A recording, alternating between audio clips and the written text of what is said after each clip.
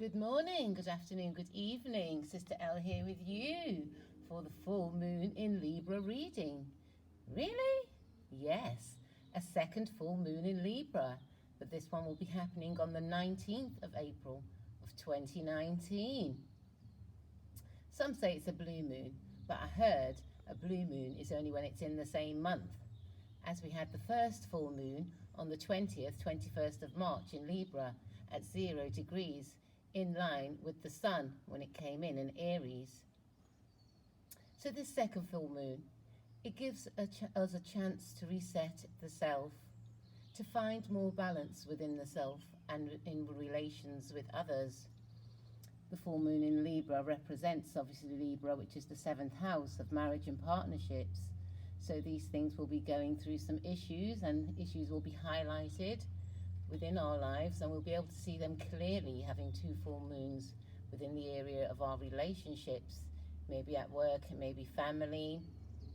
So it's any relationships that we have that might have been slightly trying, and we're going to see the fullness of it and the directions in which to go.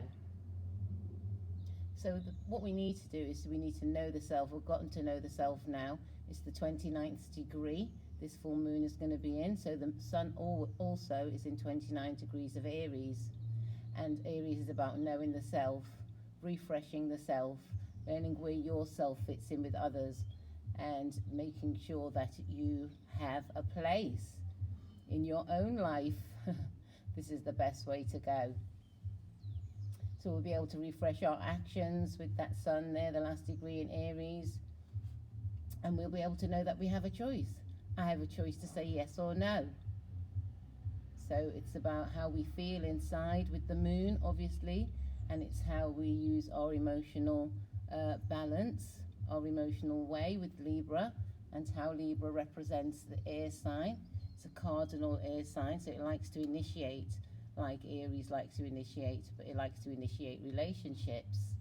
So it's seen as a person who can balance out relationships really well, or sometimes when they're clearly unbalanced, then we see that as well, and all these things will be appearing to us at this full moon. So we always have a choice in life. No matter what story that we tell ourselves, we always have a choice. So this full moon, we've had full moons for the past, in 2019, we've had several full moons at the 14th, 15th and 16th degree. So these are the middle degrees of the sign. This is when we're learning our craft, and we've kind of got a hold of it a little bit. At the 29th degree, we're a master at our craft. So we've been working slowly towards this as we've been going through the year. So you have to look wherever Libra is in your chart, and you can see where you've been inspired and where you're clearly out of balance within whatever relationships relate to that house. We also have Mercury retrograding. Well, it retrograded, it's back going forward now, and stepped into Aries today. It's the 17th of April. So with Mercury retrograde, it was in Pisces for literally 2 months, and it was asking us to rethink our actions, and to be in touch with our inner thoughts. Pisces is about your inners, about your waters, about letting go, about seeing how you can create on your own. So it's about your inner thoughts and actions, and how these actions have been displayed.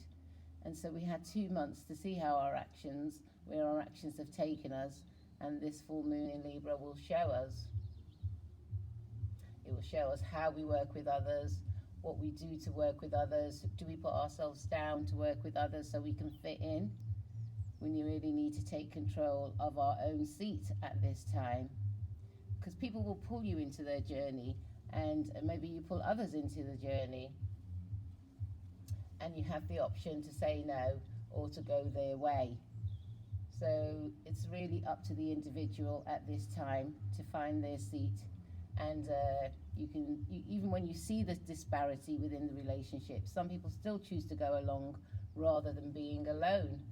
This is the time where we're finding our full strength. We have also Chiron in Aries, Chiron the wounded healer.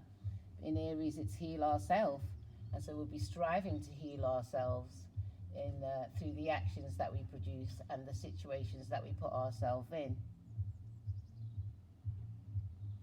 So we have to see where our responses have taken us, and we are allowed to expand on ourselves. We have Jupiter in Sagittarius, which is now retrograde.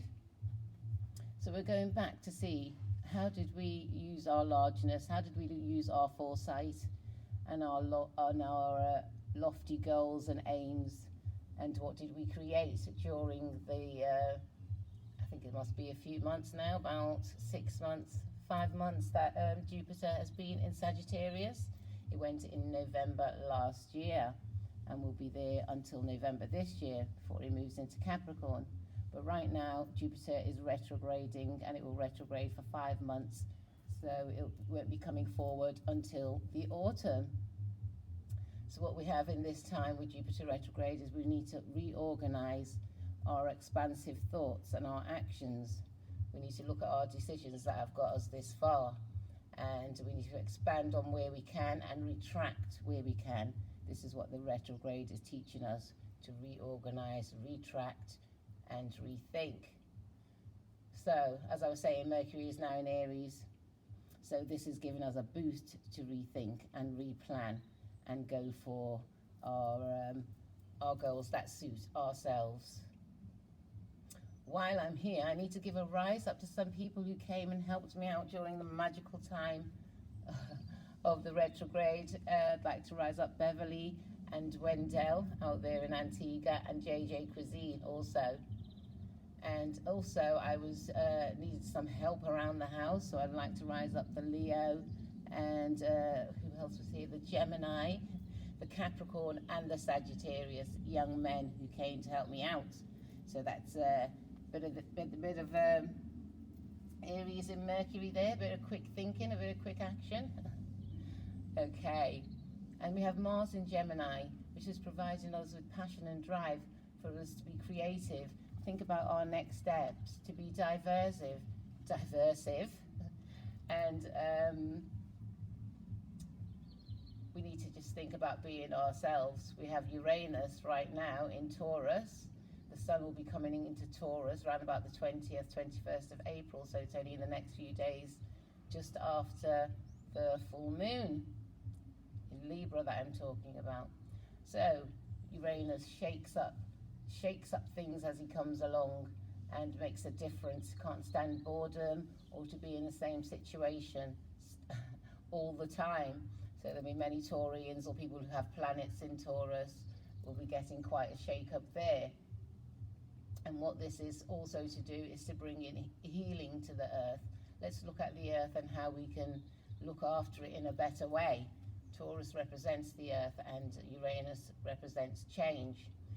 Are things balanced and fair? And so this is another thing that we'll be looking at the time of the full moon in Libra. So with Uranus, we will notice great changes within the earth within the next 7 years. And this is how long it takes for Uranus to get through the sign. So let's recap.